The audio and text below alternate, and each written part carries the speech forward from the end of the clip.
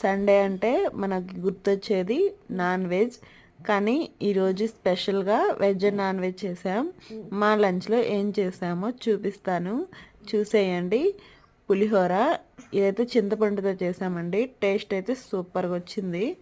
Next వచ్చేసి సాంబార్ కూడా చాలా బాగా కుదిరింది ఇవాళ. White rice. నెక్స్ట్ వచ్చేసి చిక్కుడుకాయ ఫ్రై, ఇది కూడా చాలా బాగా కుదిరిందండి. నాకు ఈ చిక్కుళ్ళు అంటే చాలా ఇష్టం.